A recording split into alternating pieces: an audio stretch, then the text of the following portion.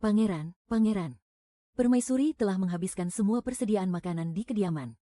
Bahkan tikus di kediaman ini pun sampai pindah semalaman. Biarpun seekor babi, dalam 10 hari juga tidak akan sanggup menghabiskan makanan di seluruh kediaman ini. Hamba sebenarnya hanya ingin mencari seseorang untuk merawat di hari tua, Yang Mulia Kaisar. Apakah itu yang Ananda sebut menikah? Itu sama saja seperti membawa pulang Dewi Penimbun makanan.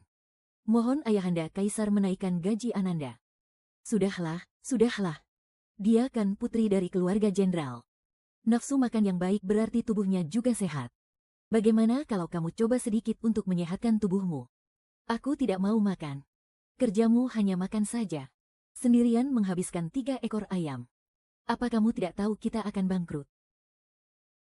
Pangeran sialan, serahkan nyawamu.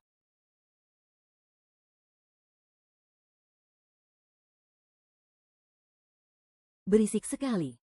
Debunya sampai jatuh ke dagingku. Ini uang untuk membeli paha ayam. Kalau tidak cukup, aku akan cari lagi. Nanti, kalau di persidangan ada yang mau memukulku. Istriku, bisakah kau melakukan seperti tadi? Aku ini terlahir dengan kekuatan dewa. Putri seorang jenderal dipaksa masuk ke tandu pengantin untuk dinikahkan demi mengusir sial. Menikah dengan Pangeran Jing yang sakit-sakitan. Saat ditahan di dalam tandu oleh 20 pelayan wanita tua. Mulutku masih menggigit setengah ayam panggang yang belum habis kumakan. Penglihatanku di balik kerudung merah tertutup rapat.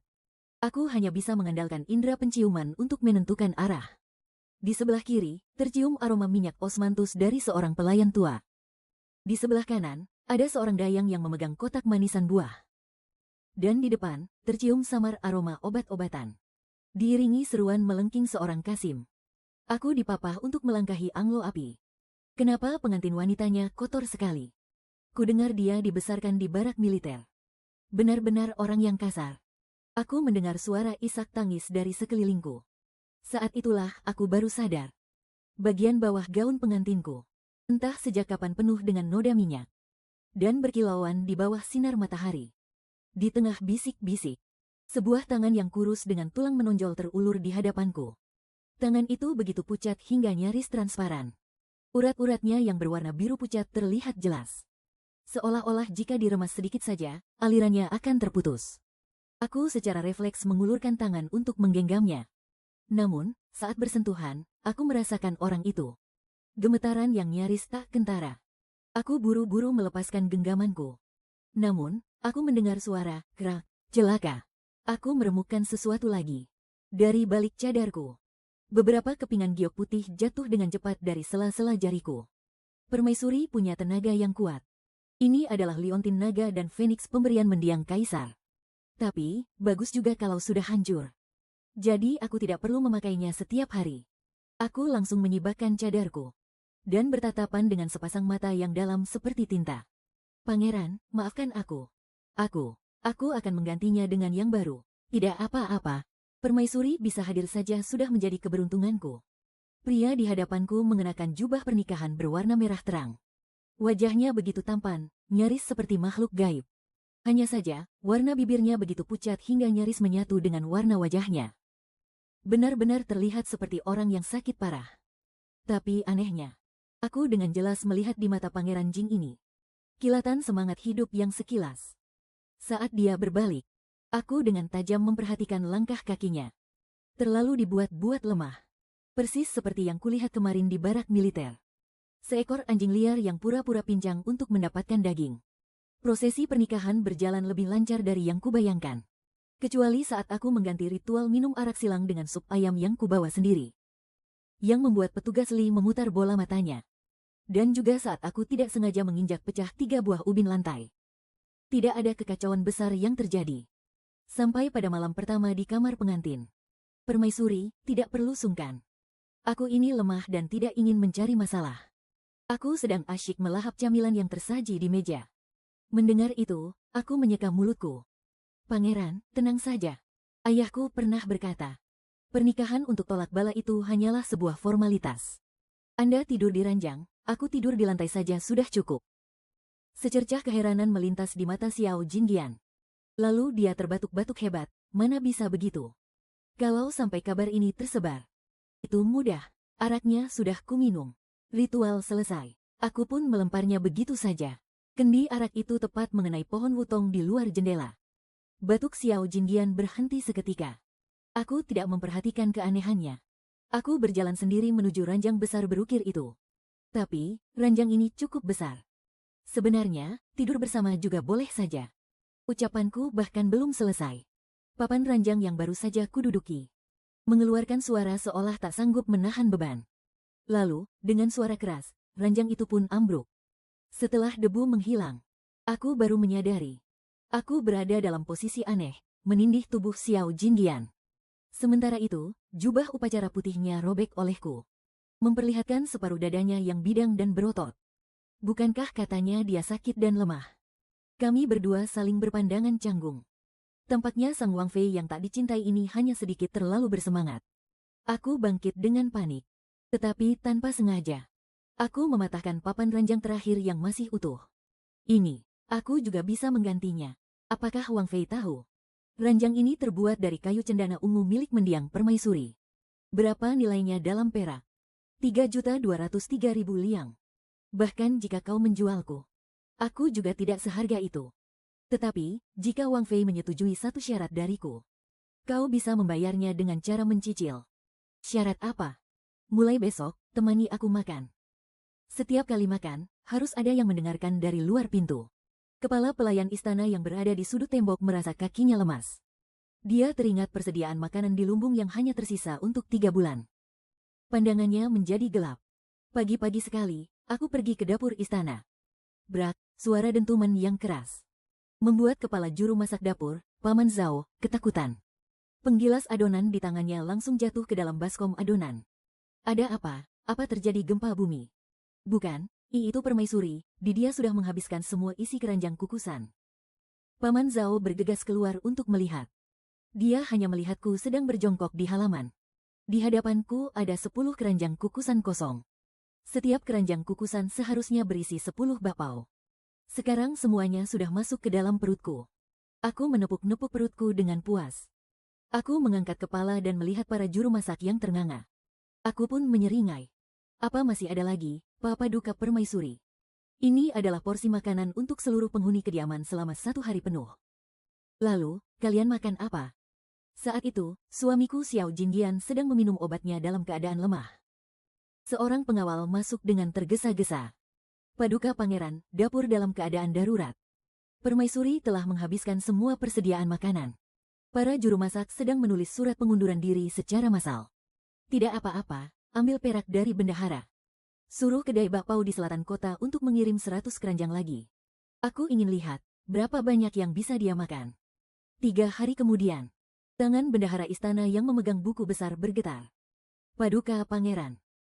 Bulan ini, biaya makan sudah melebihi anggaran. 5.000 tael. Siapkan kereta kuda, kita pergi ke kediaman Menteri Li. Paduka Pangeran mau meminjam uang. Bukan, kita mau menumpang makan. Di perjamuan di kediaman Menteri. Aku duduk di samping Xiao Jingyan. Mataku berbinar melihat hidangan lezat di atas meja. Permaisuri, jangan sungkan. Makanlah yang banyak, anggap saja seperti di rumah sendiri. Baiklah. Kalau begitu aku tidak akan sungkan lagi. Kemudian, dengan kecepatan kilat, aku melahap habis 3 piring kaki babi di hadapanku. 5 mangkuk sup kental. Dan 7 piring kue. Pada akhirnya, bahkan ukiran lobak yang hanya untuk hiasan pun tidak kulewatkan. Seluruh hadirin tertegun. Nafsu makan permaisuri benar-benar. Xiao Jingyan menyela, permaisuri kami orang yang hemat. Di rumah, dia biasanya hanya makan secukupnya saja. Jarang-jarang hari ini kita bisa keluar. Tentu saja harus dinikmati, hahaha. Nanti di kereta kuda. Aku mengelus perutku yang buncit. Pangeran, makanan di sini enak sekali. Lain kali kita kesini lagi, ya. Xiao Jingyan menatap sudut bibirku yang berkilauan karena minyak. Tiba-tiba dia mengulurkan tangannya. Dengan ibu jarinya, dia menyeka saus yang menempel di pipiku dengan lembut. Tentu saja. Besok ada jamuan makan di keluarga Tuan Zhang. Lusa di keluarga Liu Yuxi, dan lusa harinya lagi. Benarkah, Pangeran, kau baik sekali padaku? Larut malam di dapur istana, aku menyelinap masuk dengan berjinjit. Dengan bantuan cahaya bulan, aku mencari-cari makanan. Seingatku, aku menyembunyikan ayam panggang di sini. Cari ini, suara hangat terdengar dari belakang. Kulihat Xiao Jingyan bersandar di ambang pintu. Di tangannya ada sebuah bungkusan kertas minyak yang digoyang-goyangkan. Aromanya sangat wangi. Pangeran, kenapa belum tidur? Tubuhku ini lemah dan sakit-sakitan. Kalau malam mudah lapar, jadi tidak bisa tidur. Kalau begitu, boleh aku minta setengah? Permaisuriku, bukankah hari ini kau sudah makan malam porsi 10 orang? Tapi, kan, aku lapar. Napas Xiao Jingyan tercekat. Di bawah sinar rembulan, mata gadis itu tampak basah berkilauan. Seperti anak anjing yang meminta makanan. Jakunnya bergerak sedikit. Tiba-tiba dia menunduk dan berbisik di telingaku dengan suara pelan. Suamimu ini akan menuruti kemauanmu. Sambil mengunyah paha ayam, aku bertanya pada pangeran dengan tidak jelas. Sebenarnya apa tujuanmu berpura-pura sakit? Siapa bilang aku pura-pura sakit? Otot orang yang lemah tidak akan sekencang ini. Jalannya juga tidak akan sestabil ini. Apalagi sampai tidak gemetar sedikit pun. Xiao Jingyan terdiam sejenak, lalu tiba-tiba tertawa. Permaisuriku mengamati dengan sangat teliti. Tentu saja. Ayahku pernah bilang. Ucapanku belum selesai. Tiba-tiba terdengar suara gaduh dari luar. Ada pembunuh, lindungi pangeran. Tatapan mata Xiao Jingyan seketika menjadi dingin. Saat dia hendak bergerak, aku langsung menahannya. Pangeran yang sakit-sakitan seharusnya bersembunyi saja saat ini. Bayangan hitam melesat di atap kediaman pangeran. Saat aku bergegas ke halaman sambil membawa pisau dapur. Seorang pria berpakaian hitam sedang mendekati halaman utama dengan pedang terhunus. Para pengawal sudah dipukuli sampai kocar-kacir. Pemimpin pembunuh bayaran itu berdarah dingin. Pangeran Jing sudah berpura-pura sakit selama bertahun-tahun. Hari ini, sudah waktunya kau menunjukkan wujud aslimu. Oh, jadi kalian tahu dia pura-pura sakit. Kau siapa? Aku ini sumber nafkah barunya. Belum selesai aku bicara. Aku melesat maju dan mengayunkan. Pisauku menghantam pedang si pemimpin pembunuh bayaran. Krak, pedang yang ditempa dari baja terkuat itu patah seketika. Semua orang langsung terdiam. Aku menatap pisau dapur yang somplak di tanganku. Kualitas peralatan dapur di istana ini jelek sekali. Di dekat jendela halaman utama, Xiao Jingyan menyipitkan mata, mengamati pertarungan sengit di halaman. Pemimpin pengawal rahasia berlutut di sampingnya. Pangeran, apakah Anda akan turun tangan? Tunggu sebentar. Tapi permaisuri, perkataan si pengawal rahasia belum selesai. Terlihat aku sudah mengangkat bangku batu di halaman. Kuayunkan sekuat tenaga untuk pukulan terakhir. Bangku batu itu tertancap di dinding. Mata si pembunuh bayaran memutih saat dia merosot ke tanah. Sepertinya kita tidak perlu turun tangan. Di dalam kamar, cahaya lilin bergoyang. Sambil mengibaskan pergelangan tanganku yang pegal, aku mendorong pintu dan masuk. Xiao Jingyan sedang mengangkat seorang pria berpakaian hitam dengan satu tangan, lalu melemparkannya keluar jendela. Pangeran, untuk orang yang sakit-sakitan, tenagamu besar juga, ya. Ledakan energi terakhir. Detik berikutnya, dia malah memelukku erat. Kami berdua hanya bisa mendengar detak jantung satu sama lain yang begitu kencang. Permaisuriku, apa kau tidak ingin aku hidup lebih lama? Aku lapar. Aku mau pergi makan. Di dalam kamar, uap panas mengepul.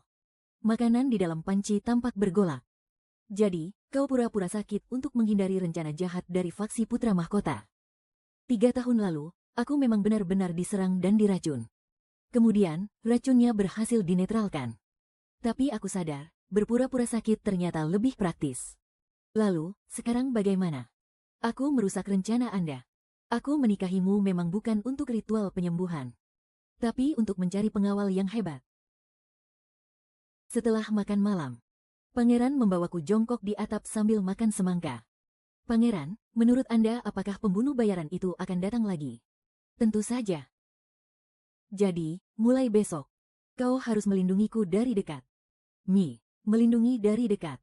Misalnya, makan bersama, tinggal bersama. Tidur seranjang dan sebantal. Saking kagetnya, aku sampai menginjak atap hingga berlubang. Xiao Jingyan menatapku yang tersangkut di lubang dan tertawa kecil, istriku. Apa kau mau mengajakku melihat bintang? Bintang, pangeran, apa sekarang waktunya untuk menggodaku? Bukan menggodamu, tapi menggoda istriku. Pagi-pagi sekali, kediaman pangeran sudah ricuh. Putri, hamba mohon turunlah dari atap. Ada orang dari istana datang. Waduh. Kukira mengantar makanan, ternyata titah Kaisar. Kaisar memanggil Anda dan pangeran untuk segera menghadap ke istana. Oh, jadi bukan mengantar makanan. Aku menepuk-nepuk remah kue dari tanganku.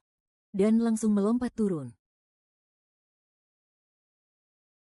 Coba aku tahu dari tadi, aku tidak akan melompat. Ini semua salahmu.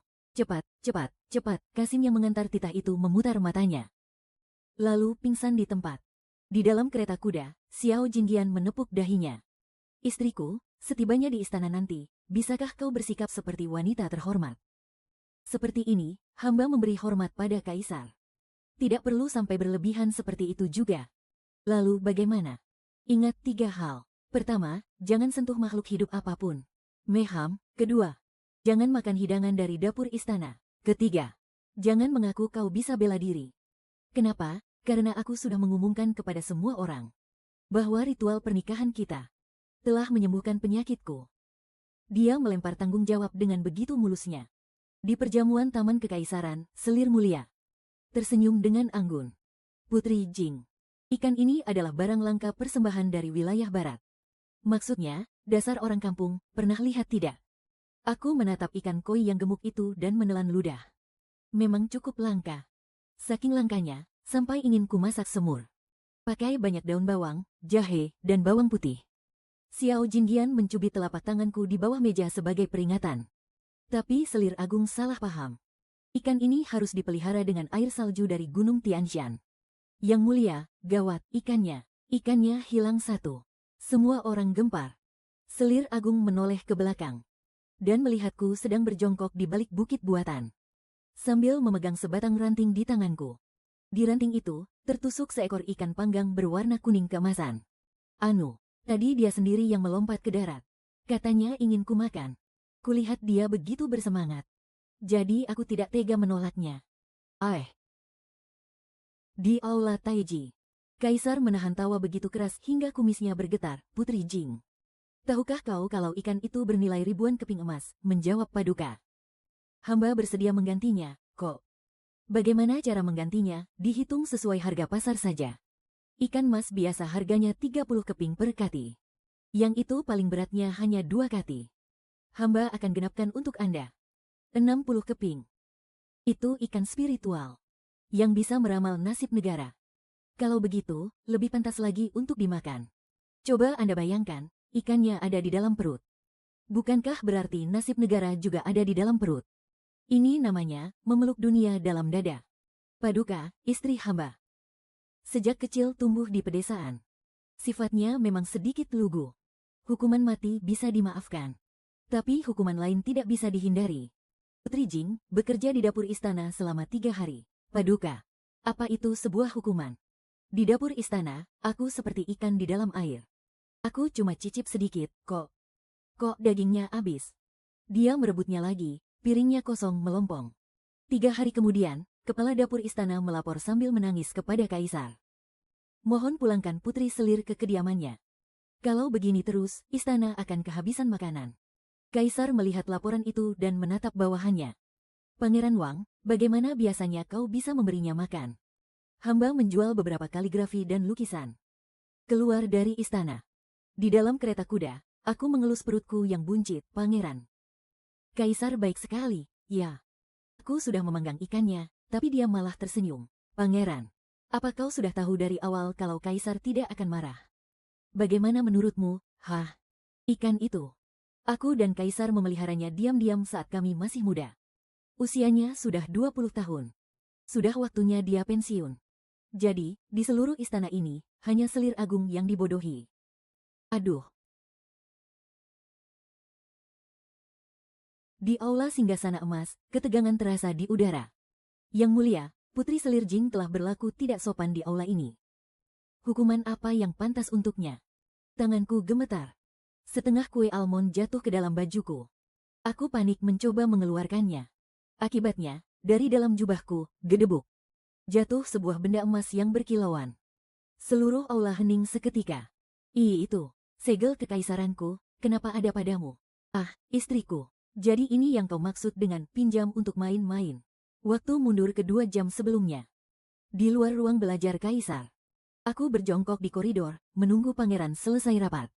Tiba-tiba, aku melihat seorang Kasim muda lewat tergesa-gesa sambil memegang bongkahan emas. Hei, Kasim, apa yang kau bawa itu? Ah, Putri Selir Jing. Ini adalah segel kekaisaran yang baru saja selesai digunakan yang mulia. Hamba hendak mengembalikannya. Putri Selir, jangan disentuh, aduh. Aku cuma mencicipinya untuk tahu apa ini emas murni.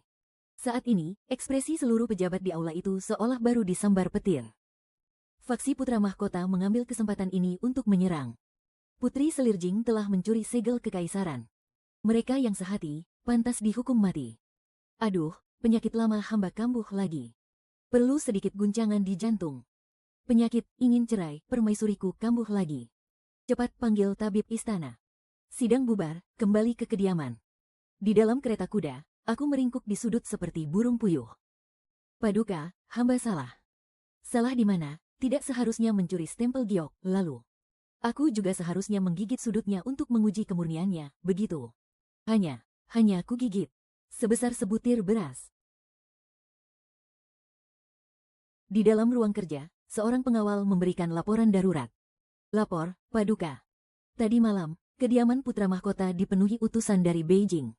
Utusan Beijing itu benar-benar sudah tidak sabar. Ini emas sungguhan, permaisuriku. Besok, temani aku ke perjamuan. Tidak perlu makan. Jangan membuat kekacauan. Perjamuan di kediaman Putra Mahkota menyembunyikan niat membunuh. Adik ketiga baru saja sembuh dari sakit parah dan masih bisa datang ke perjamuan. Sungguh patut disyukuri dan dirayakan. Berkat doa restu Putra Mahkota. Kudengar kekuatan permaisuri Jing tidak ada batasnya. Bagaimana jika beradu panco dengan hamba? Aku sedang sibuk memakan piring ke-8 daging kambing panggangku. Mendengar itu, aku mendongak. Apa taruhannya? Jika hamba menang, Paduka harus menyerahkan 30% wilayah utara. Lalu bagaimana jika aku yang menang? Kerajaan Beijing tidak akan pernah menyerang lagi. Setuju. Mari. Pertandingan dimulai. Lengan utusan itu berotot dan kekar. Melawan pergelangan tanganku yang ramping. Permaisuri, sekarang masih ada waktu untuk mengaku kalah. Maaf. Aku tidak bisa mengendalikan kekuatanku. Utusan itu memegangi tangannya sambil berteriak kesakitan. Para pengikut dari Beijing menghunus pedang mereka. Paduka, ini termasuk membela diri, kan? Di tengah perkelahian, Putra Mahkota tiba-tiba menghunus pedangnya dan menusuk punggung Xiao Jingyan. Paduka, awas. Ujung pedang menggores lenganku. Tatapan Xiao Jingyan seketika menjadi ganas. Dengan satu tendangan, dia menerbangkan Putra Mahkota Simiyong, membuat semua orang tertegun. Aku terpaku menatap pangeran yang tiba-tiba seolah dirasuki dewa perang. Bukannya kau bilang tubuhmu lemah? Kejadian hari ini, Beta akan mengingatnya. Pangeran Jing, dengarkan titah. Suara Kasim. Pangeran Jing Xiao Jingyan, dengan jasa militer yang gemilang, dinikahkan dengan putri sah Perdana Menteri, Su Wanwan. Pernikahan akan dilangsungkan pada hari yang telah ditentukan. Demikian titah Kaisar. Hamba telah memiliki istri utama. Aduh, Pangeran, yang mulia sudah bertitah. Nona Su ini akan menjadi istri yang setara saat memasuki kediaman Anda. Kedudukannya tidak akan dibedakan dengan permaisuri yang sekarang. Pohon osmanthus di halaman tiba-tiba bergetar hebat. Dahan-dahannya patah menjadi 10 bagian. Waktu kembali ke 3 Sichen yang lalu. Di ruang belajar Kaisar, Kaisar melemparkan dokumen rahasia pada Xiao Jingyan. Bukti Putra Mahkota bersekongkol dengan perbatasan utara sudah ada. Tapi si rubah tua Su Cheng itu memegang tanda komando militer. Beta benar-benar membutuhkanmu untuk membuatnya tetap tenang. Jadi, ayahanda ingin hamba menikahi putrinya. Ini hanya sandiwara. Jangan dianggap serius. Lagi pula, memangnya istrimu itu akan merobohkan istana. Di atap kediaman pangeran, aku memeluk seekor ayam panggang utuh dan melahapnya dengan ganas. Air mataku berjatuhan di atas kertas minyak. Xiao Jingyan melompat ke atap. Dengarkan penjelasanku. Menjelaskan apa? Menjelaskan kalau aku yang hebat ini harus memberi jalan untuk nona bangsawan itu. Demi Kaisar dan Perdana Menteri.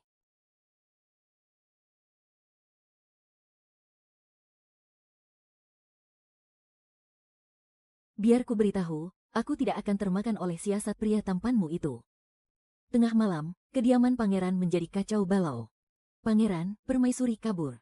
Dan dia juga mengosongkan dapur. Aku tidak mau main-main lagi. Cari dia sampai dapat, bahkan jika harus menjungkir balikan seluruh ibu kota. Di daerah kumuh sebelah selatan kota, aku sedang menghilang. Kakek Liu, kakek sudah mengambil jatah 3 kali. Nak, kakek kan lapar sekali. Kudengar dia itu permaisuri Pangeran Jing yang kabur dari rumah. Hah, tidak mirip, Kudengar permaisuri itu orangnya sangat manja dan lemah lembut. Orang ini sepertinya bisa mematahkan kaki sapi dengan tangan kosong.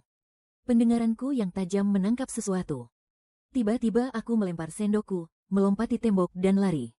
Di luar tembok, Xiao Jingyan dan 300 pasukan pembantunya sudah mengepung rapat. Permaisuriku, sudah cukup bermainnya. Di kediaman Perdana Menteri, Su Wanwan sedang mencoba gaun pengantin. Gadis liar itu akhirnya tahu diri juga. Adik, kakak datang untuk memberimu pelajaran sopan santun. Di aula utama, Xiao Jingyan dan Perdana Menteri Su sedang berbasa-basi. Tiba-tiba terdengar teriakan dari halaman belakang. Ada apa? Mungkin itu cinta. Di taman belakang paviliun wanita, Su Wanwan digantung terbalik di sebuah pohon. Kau tahu apa salahmu? Seharusnya aku tidak bersaing dengan kakak. Salahmu adalah mendorongku ke dalam air 15 tahun yang lalu. Salahmu karena menyebabkan ibuku sulit melahirkan. Sebuah anak panah tiba-tiba melesat ke arahku. Aku melompat dan menangkap anak panah itu di udara. Kulihat Perdana Menteri membawa pasukan pribadinya mengepung halaman ini. Seharusnya dulu aku langsung menenggelamkanmu. Itulah kesalahan terbesarku. Di saat yang genting, tembok halaman tiba-tiba runtuh. Di tengah kepulan debu, Xiao Jingyan melangkah masuk bersama pengawal Jinwu. Perdana Menteri Su mencoba membunuh permaisuri pangeran. Apa hukuman yang pantas untuk kejahatanmu? Musnahan 9 generasi keluarga. Wajah Perdana Menteri pucat pasi. Di luar, 30.000 pasukan telah dikalahkan dan ditangkap. Perjamuan malam di istana berlangsung meriah dengan nyanyian dan tarian. Aku makan dengan lahap semua hidangan lezat di meja. Tiba-tiba aku menutup mulutku. Seketika semua orang terdiam. Sumpit kaisar jatuh ke lantai. Permaisuri, ini tidak mungkin. Bulan lalu aku masih. Tunggu dulu. Sepertinya aku memang sudah terlambat setengah bulan. Tabib istana maju dengan gemetar untuk memeriksa denyut nadiku. Tiba-tiba ia berlutut. Selamat, Yang Mulia Pangeran, Yang Mulia. Permaisuri, ini adalah denyut nadi kehamilan. Gawat, sebanyak apa anak ini akan makan nanti? Pagi hari di kediaman Pangeran Jing. Seorang pelayan berlari masuk ke halaman utama sambil berteriak, Yang Mulia Permaisuri. Sang permaisuri memakan habis ikan-ikan kesayangan di kolam belakang. Saat Xiao Jingyan bergegas datang dengan jubahnya. Aku sedang berjongkok di tepi danau memanggang ikan. Tiba-tiba aku sangat ingin makan makanan pedas. Pergi panggil semua koki dari restoran di selatan kota ke sini. 3 hari kemudian, terjadilah pemandangan aneh di ibu kota. 8 kereta kuda terus-menerus mengantarkan bahan makanan ke istana. Para koki bekerja bergantian. Raja ini tidak sedang merawat seorang permaisuri, tapi seorang pemakan besi ya, hahaha. Tengah malam, tiba-tiba aku mengguncang Xiao Jingyan. Paduka Raja, bangun, bangun. Aku ingin makan sup pedas dari kedai Liji di Chengbei. Sekarang. Tidak lama kemudian, seluruh ibu kota melihat Raja Jing sendiri yang memacu kudanya untuk membeli makan malam. Pendidikan pranatalnya benar-benar hebat. Pada hari persalinan, bidan hampir pingsan. Yang Mulia Permaisuri, mengejanlah. Kepala bayinya bahkan belum. Tiba-tiba, suara tangisan yang keras memecah keheningan malam. Bidan bergegas keluar sambil menggendong bayi yang kuat. Lapor Paduka Raja, putranya seekor singa kecil. Selama masa nifas, Baginda Kaisar datang berkunjung secara pribadi. Aduh. Paduka Raja. Sepertinya aku lapar lagi, hahaha. Saat perjamuan keluarga di Taman Kekaisaran, si singa kecil mengejar kucing istana. Sambil mengangkat kucing itu, dia berkata, Ayah, malam ini kita makan sup daging kucing. Anak ini, hamba berencana untuk memperluas istana. Jika terus begini, istana kekaisaran pun akan bangkrut karena dimakan olehnya. Di bawah matahari terbenam, bayangan keluarga kecil itu memanjang. Si singa kecil tiba-tiba berteriak, adik menendangku. Di dalam perut Yang Mulia Permaisuri.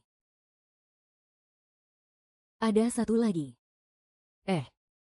Ini.